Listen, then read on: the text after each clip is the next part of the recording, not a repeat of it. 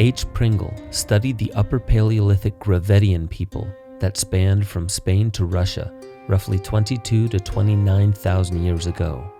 At the sites in the Czech Republic, he found impressions of plant fiber cordage in clay fragments from the floors of the dwellings. Adavasio, one of the world's experts in prehistoric fiber technology, quickly recognized the imprints of basketry or textiles on 4 fragments. Almost certainly, says Adavasio, the impressions were created from fabrics woven of fibers from wild plants such as nettle or wild hemp that were preserved by accident. If these impressions could be positively identified as those of cannabis, they would be by far the oldest archaeological evidence for cannabis in antiquity. Chris Bennett, author of Cannabis and the Soma Solution, believes the Indo-Europeans were the origin of the Soma cult. This dovetails with the findings of the previous videos regarding the Arata civilization in present-day Ukraine. He finds that cannabis is far more likely than a mushroom as the main ingredient of Soma, which is written about throughout the Avesta, Rig Vedas, and the Yasna in relation to the Persian version of Soma called Haoma. The Sredeni Stog, which was a culture situated across the Dnieper River, known to be in contact with the Trypillian civilization in Ukraine as well, were the earliest to have domesticated the horse, and it is by Chris Bennett's educated guess that it was hemp or cannabis rope that was used to corral the wild horses. The horseback nomads of the Russian steppes, called the Scythians, bore artifacts like gold braziers with burnt cannabis inside. Herodotus said that they used the plant to produce smoke that no Grecian vapor bath can surpass. Transported by the vapor, they shouted aloud. The Scythians traveled along the Silk Road, an ancient trade route that now dates back at least 1,000 years BC, according to researchers like Chris Bennett, and he goes into great detail about the mummies found along these ancient trade routes.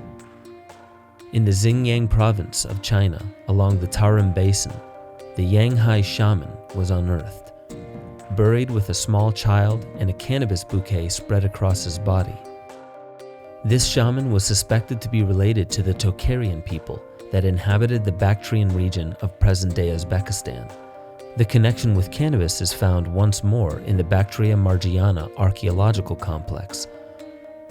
This complex supplied major amounts of cannabis, ephedra, and poppy beverages, and likely traded all of this along the Silk Road. Chris Bennett believes this to be the most likely candidate for the sacred Soma of India and Haoma of Persia. Around the same time, cannabis was picked up by the Taoists in China for healing applications with the name Huma, which means fire hemp or Scythian hemp. This name closely aligns with the Persian Haoma, which became the sacred beverage of Zoroastrianism, using cannabis and ephedra, which both had been assigned the same name for lack of knowledge of ephedra. Sikhs from the Punjab region of India are known to grind cannabis into a beverage called bhang. Cannabis and frankincense were found at 2 separate Judaite shrines in Tel Arad, Jerusalem, dating to 2800 BC. One of the altars was used strictly for frankincense, and the other was used for cannabis. Chris Bennett believes this dovetails with Sula Bennett's findings that cannabosum was a mistranslated word from Hebrew to Greek that turned cannabis into calamus. If cannabosum, or kunabu in Assyrian, is indeed cannabis, this would show that altered states of consciousness were highly revered in Judaism and Christianity. Moses was instructed to take 6 pounds of cannabosum, a gallon of olive oil, cinnamon, and myrrh, and produce an oil to rub on his body and spread some on the altar of incense in order to speak to the Lord. We know cannabis was around in this area at this time, and it fits the profile better than calamus for psychological and even healing effects. Even the consort of Yahweh, whose name was Asherah, was worshipped in polytheistic religions, those that acknowledged the spirits of nature, and these followers also anointed their bodies and lit incense from their sacred oil. Chris Bennett believes the matriarchal religions in this era, prior to monotheism, used cannabis as a medicine, a sacrament, and a symbol of the tree of life, a motif used in most major religions still in existence.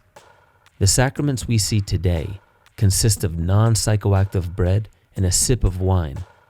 Is it possible that cannabis and cannabis-infused beverages were the sacraments of yore that allowed devotees to speak directly to the Lord? Perhaps we'll never know.